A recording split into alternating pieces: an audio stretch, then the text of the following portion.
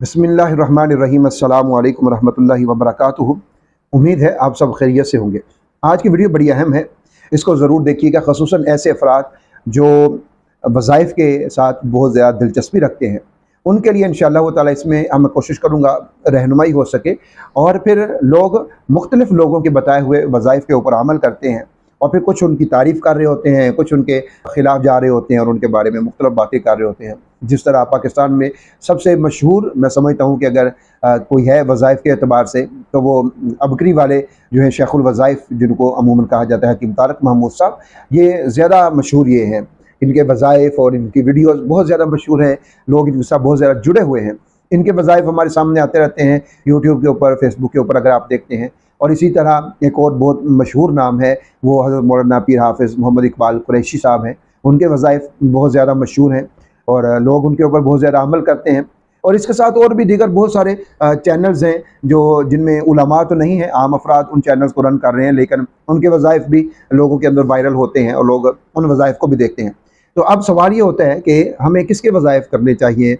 हकीम तारक महमूद साहब के करने चाहिए, पीर इकबाल कुरैशी साहब के करने चाहिए, या फिर और जितने भी वज़ाइफ़ बताने वाले हैं उनमें से, जैसे इंडिया का बहुत बड़ा नाम है और उनके वज़ाइफ़ बहुत ज़्यादा मारूफ़ भी हैं, मशहूर भी हैं, वायरल भी हैं और बहुत अच्छे होते हैं। उनके वज़ाइफ़ बहुत अच्छे होते हैं। हज़रत मौलाना मोहम्मद यूनुस पालनपुरी हफ़िज़हुल्लाह ताला, उनके लोग वज़ाइफ़ को देखते हैं, बड़े शौक़ के साथ देखते हैं और काफ़ी वायरल जाते हैं उनके वज़ाइफ़। तो किसके वज़ाइफ़ को हमें लेना चाहिए और किसके वज़ाइफ़ को हमें करना चाहिए? इसमें एक दो बातों का समझना इंतहाई ज़रूरी है।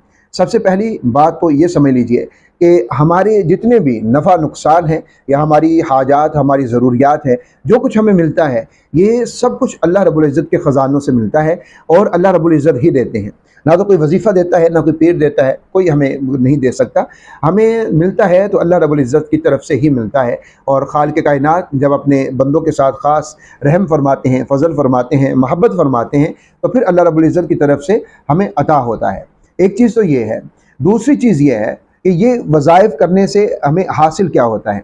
जो वज़ाइफ़ कुरान मजीद से हैं, जो वज़ाइफ़ मसनून हैं, जो नबी करीम सल्लल्लाहु अलैहि वसल्लम ने बता रखी हैं, मैं वो भी अर्ज़ करूँगा आगे जाके, उन चीज़ों के साथ। या फिर इसके बाद तीसरा दर्जा जो आता है वो है मुजर्रबात का।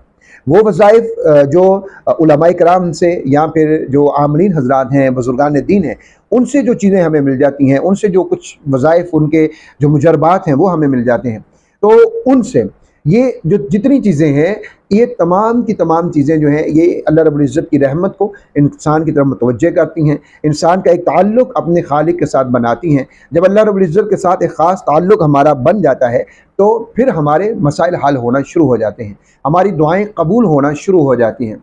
अब वो वज़ाइफ़ हकीम तारक साहब के हों, वो पीर इकबाल कुरैशी साहब के हों, वो मौलाना यूनुस पालनपुरी साहब के हों, या उनके अलावा जितने भी लोग हैं उनके वज़ाइफ़ हों, तो आप कोई भी वजीफ़ा कर सकते हैं, जब तक वो वजीफ़ा, सबसे पहले तो अगर उसकी सनद मौजूद है कि ये वजीफ़ा कुरानी वजीफ़ा है, दूसरा ये वजीफ़ा मसनून वजीफ़ा है, ये चीज़ें मौजूद हैं, तो फिर तो बेधड़क होके, बेखौफ होके हमें वो वज़ाइफ़ करना चाहिए। तो तरजीह इन्हीं चीज़ों को देनी चाहिए।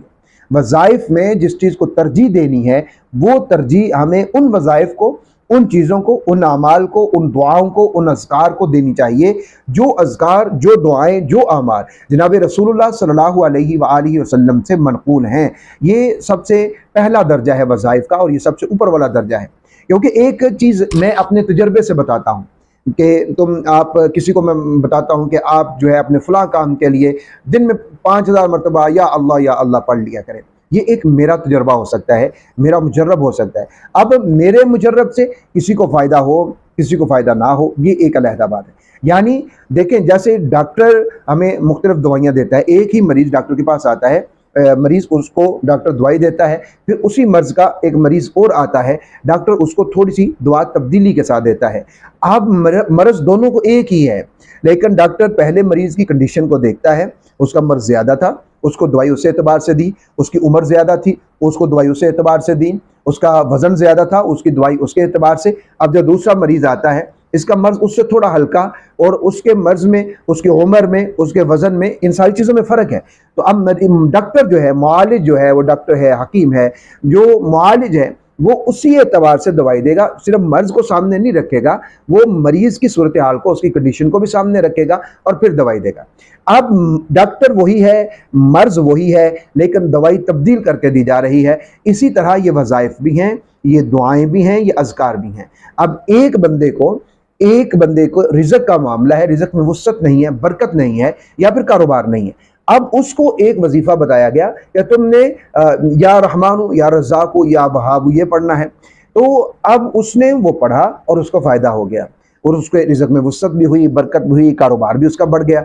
अब दूसरे किसी शख्स को उसने बताया, उसने बोला कि मैंने तो ये पढ़ा था और मुझे इससे बहुत ज़्यादा फ़ायदा हुआ। अब उसने भी यही पढ़ना शुरू किया, लेकिन उसको फ़ायदा नहीं हुआ। अब दोनों में फ़र्क था, इसका तवक्कुल मजबूत था, इसके अमाल मजबूत थे, इसकी सूरत हाल और थी जिस वक्त इसको बताया गया। अब दूसरे का तवक्कुल भी कमज़ोर था, अमाल भी कमज़ोर थे, तो उसको इससे फ़ायदा ज़ाहिरी तौर के ऊपर नज़र नहीं आया। अब उसको कोई और वजीफ़ा बता दिया गया, उसको उससे फ़ायदा हो गया। तो ये मुजर्रबात होते हैं कि किसी को किसी से फ़ायदा, दूसरे को तीसरे से फ़ायदा, और उसको किसी और वजीफ़े से फ़ायदा हो जाता है। लेकिन जो चीज़ें मसनून होती हैं, जो रसूलुल्लाह सल्लल्लाहु अलैहि वसल्लम ने बताई होती हैं, उन चीज़ों को हम किसी और का तजुर्बा समझ के नहीं कर रहे होते, और रसूल खुदा सल्लल्लाहु अलैहि वसल्लम के बताए हुए अल्फाज को समझ कर करते हैं। तो उनके अंदर जो बरक़ात हैं, जो फ्यूज़ हैं, वो बहुत ज़्यादा होते हैं, उनके असरात बहुत ज़्यादा होते हैं। जब वहाँ हमारा यकीन कामिल हो कि अल्लाह के नबी ने जिस काम के लिए बताया है तो ये इसी तरह से होगा, जैसा कि रसूलुल्लाह सल्लल्लाहु अलैहि वसल्लम ने बताया, इरशाद फरमाया कि अगर तुम नमाज के बाद आयतुल कुर्सी को पढ़ते हो, एक मरतबा फ़र्ज़ के बाद पढ़ लेते हो, तो ऐसा करने वाला मरने के बाद सीधा जन्नत में होगा। अब ये रसूलुल्लाह सल्लल्लाहु अलैहि वसल्लम का फरमान आलीशान है। अब ये इसी तरह होगा, जो भी इसको पढ़ेगा यकीनी तौर के ऊपर उसको फ़ायदा होगा।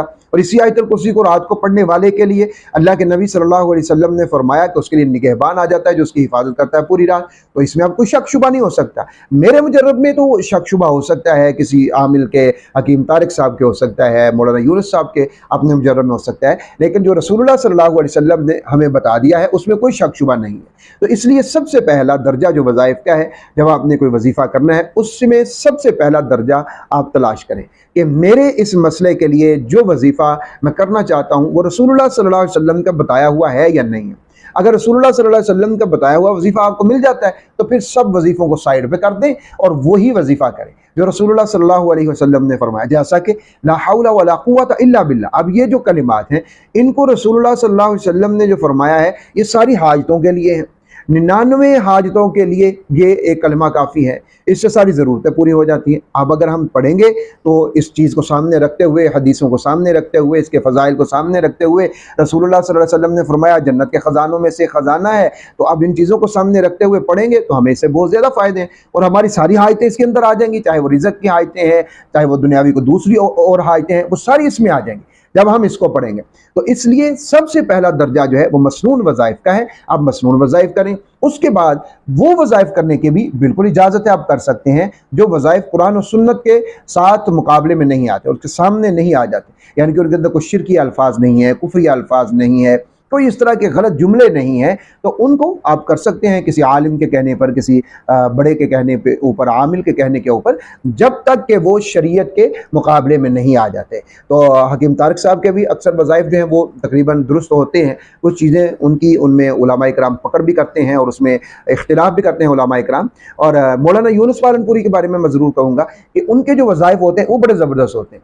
उसकी एक सबसे बड़ी वजह यह है कि मौलाना यूनुस पालनपुरी जब वजीफ़ा बताते हैं तो वो उस वजीफ़े के साथ बता देते हैं कि ये वजीफ़ा हदीस से साबित है या मुजर्रबात में से। ये सबसे खूबसूरत बात है। अब जो सुनने वाला है ना, अब उसको समझ आ जाती है कि मैं जो वजीफ़ा कर रहा हूँ ये मैं हदीस वाला वजीफ़ा कर रहा हूँ या फिर ये मैं मुजर्रब वजीफ़ा कर रहा हूँ। ज़ाहिर है जब वो हदीस वाला वजीफ़ा करेगा तो उसका जो नज़रिया है वो वही होगा कि ये रसूलुल्लाह सल्लल्लाहु अलैहि वसल्लम का बताया हुआ है, और जब वो मुजर्रब करेगा तो उसका नज़रिया वही होगा कि ये बुजुर्गान दीन उलमा का बताया हुआ है।